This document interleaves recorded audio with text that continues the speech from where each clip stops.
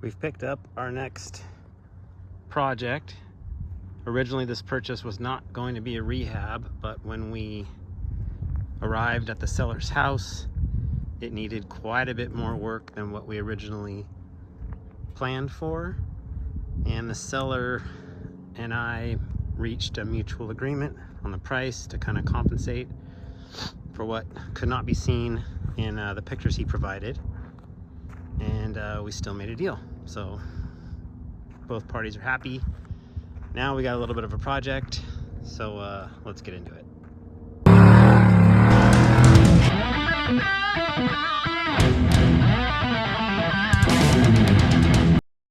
All right, 2014 Toyota Tacoma 2.7 liter, 4-cylinder, 4-wheel drive, total chaos, long travel kit in the front with coilover and bypass.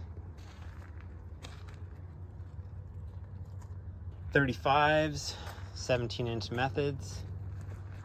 Nice bumper with a valance on it. Integrated hitch for the winch plate and winch that is mounted in the bed. Super nice skid plate. Baja Designs light bar. These little flashing lights are kind of cool. Secondary latches on the hood just to ensure the hood doesn't fly open. They actually work really good. Got some cubes down here. Let's check out the back. So the rear is fully bed caged. It is all custom one-off stuff. I will tag the builder. All of the chassis has been properly laced. All the frame has been properly plated. It's got 3.0 bypasses. It's also got bumps. DMZ spring under. 488 gears, front and rear. This has the magic button. All this pretty much speaks for itself. Here's that winch with the cradle that mounts to a hitch. Battery was moved to the back and really done properly. Even has the jump terminals in here. There's even a set of those under the hood as well. A lot of surface corrosion, rusty hardware like this. This is all going to be addressed in this impromptu rehab we're going to do. Interior is actually really clean. This truck only has 81,000 miles on it. Backup camera, stereo, subwoofer, amp. It's got a little radio there. All the lights and switches are mounted on the dash properly and everything works. Neoprene seat covers. Guy was a surfer, so he just wanted to take care of the stock seats. Otherwise, just threw that mob armor on this morning. Pretty stock interior. This also has an ARB onboard compressor and tank with front and rear air lockers. Here's the ARB compressor. Motor is 100% bone stock. There is a K&N filter in there. All the wiring is here. Let's just say I'm going to clean that up. Here's those terminals for needing to jump start if you need to, but I'm going to get all this cleaned up. Just occurred to me that these Toyotas don't normally have gas-powered struts. You rely on this. This thing holds itself up, which is kind of nice. This is the bottom of the latches for those two latches up on the hood. There's the plug for the winch. So you just slide the winch in its cradle into the hitch right here, plug it in, and then it's on a remote. So there's also one in the rear as well. It's all pre-wired and ready to go. This is McNeil glass, front and rear. All fits pretty well.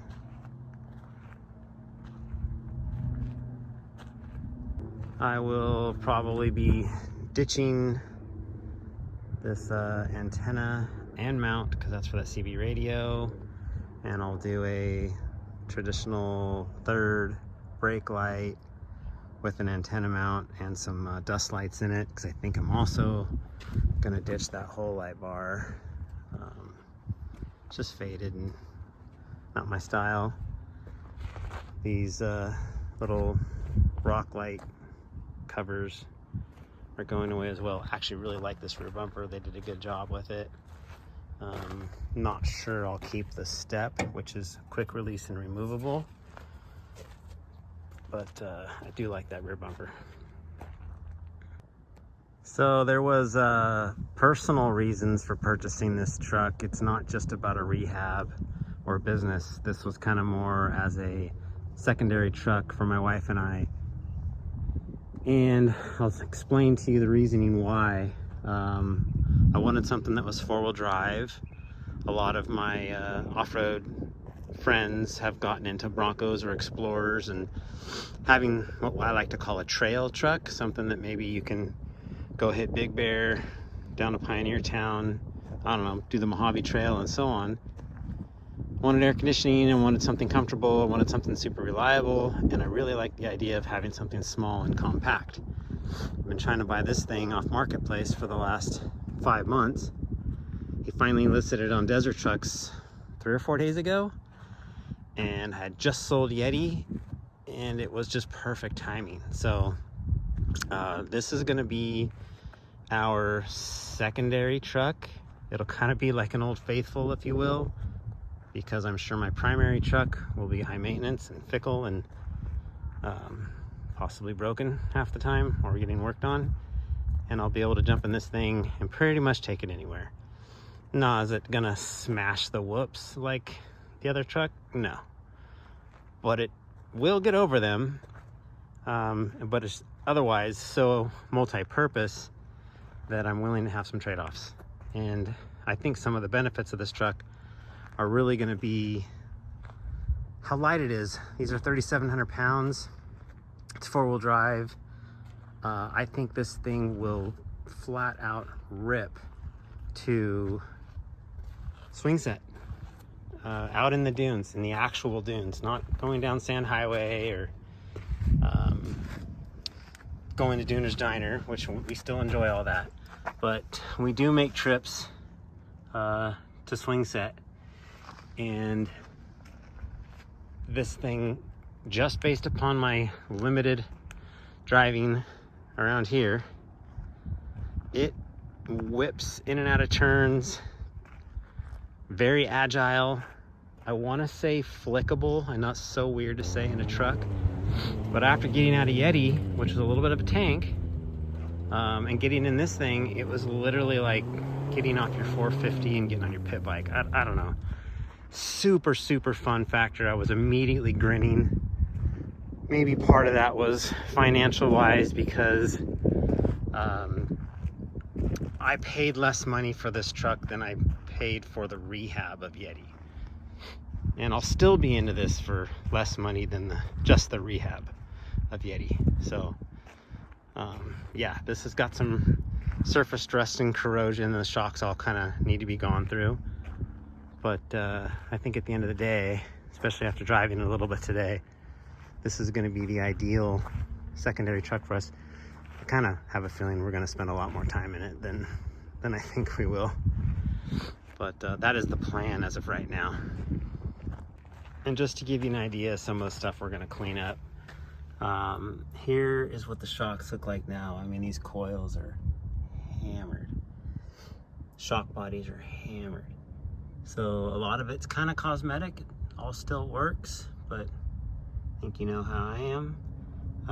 The pictures in the ad were definitely from the original build, and I had no idea that the salt water had gotten to this thing so bad. He lived in Redondo Beach, And like I said, we negotiated something that made it worthwhile and fair, but it is going to be a little bit of work.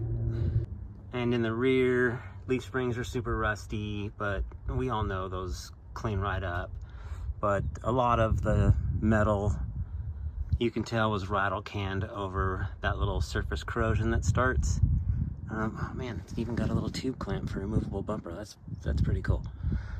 So I'm gonna blast all this and get it all back down the raw metal. Same with the rear axle, all the chassis, everything. I can't stand this kind of stuff. So guess I got my work cut out for me, but that is part of the plan. So stay tuned, and if you kind of want to follow the upgrades in the rehab, on my personal Instagram, I will save all the stories in highlight stories. So just kind of check in there every so often if you want to see what we're doing to it. As always, please like this video, follow our channel if you don't, and we will see you on the next one.